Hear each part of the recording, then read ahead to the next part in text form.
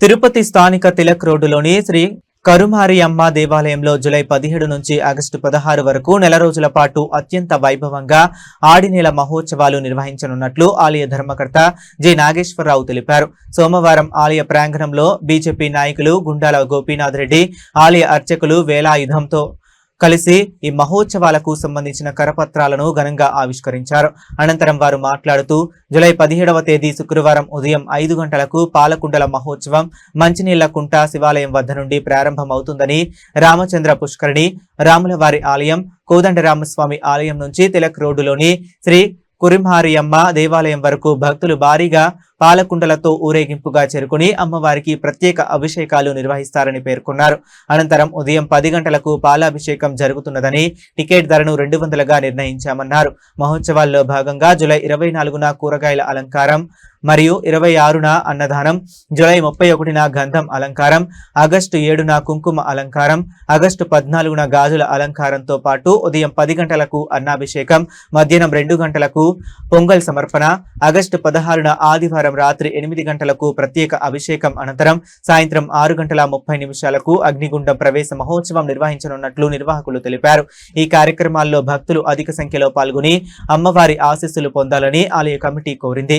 ఈ కార్యక్రమంలో ఆలయ చైర్మన్ నాగేశ్వరరావు యాదవ్, ఆలయ అర్చకులు వేలాయుధం, రాయలసీమ రంగస్థల చైర్మన్ గుండాల గోపీనాథ్, ఆలయ కమిటీ సభ్యులు గుణబాబు, ఆనందు, వెంకటేశ్వర్లు, మునస్వామి, ఈశ్వర్, బాలాజీ, లోకేష్, వాసు, మునిరాజా, పోలే జనార్దన్ రెడ్డి, కుప్పిరెడ్డి రామకృష్ణారెడ్డి, కెఎన్ రాజా, కేశవులు పడియార్, విగ్రహాల కళ్యాణి, మహాలక్ష్మి, తొండమనాటి సుబ్రహ్మణ్యం రెడ్డి, దీనదయాల్, పురోహితుడు సురేష్ స్వామి తదితరులు పాల్గొన్నారు. ఓం శక్తి ఆదిపరాశక్తి కరుమారి దేవతాభ్యో నమః. 2026 సంవత్సరంగా పరాభవనామ సంవత్సరం ఆడి నెల సందర్భంగా 17/7/26 నుంచి ఒక నెల శుక్రవారం విశేషంగా అలంకారం జరుగుతుంది. మొదటి శుక్రవారం 108 పాల్గొండ అభిషేకం జరుగుతుంది. రెండవది శుక్రవారం కూరగాయ అలంకారం, శాకంబరి అలంకారం జరుగుతుంది. మూడవ శుక్రవారం కొంగు అలంకారం జరుగుతుంది. 5వ శుక్రవారం విశేషంగా గాజుల అలంకారంతో అమ్ములు పోసేది, పొంగల్ పెట్టేది విశేషంగా జరుగుతుంది. కడసి లాస్ట్ ఆదివారం అగ్నిగుండ జరుగుతుంది.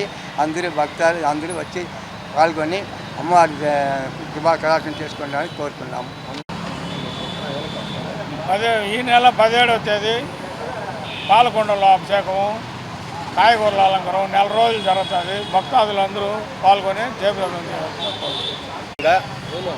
17వ తారీఖు పాల బిందెలతో 108 బిందెలతో మంచినీళ్ళ గుండ దగ్గర నుంచి రాములవారి గుడి మీదుగా దొడ్డాపురం మీది తిలక్ రోడ్డు మీదుగా కరుమారమ్మ గుడితో అభిషేకం జరుగుతుంది.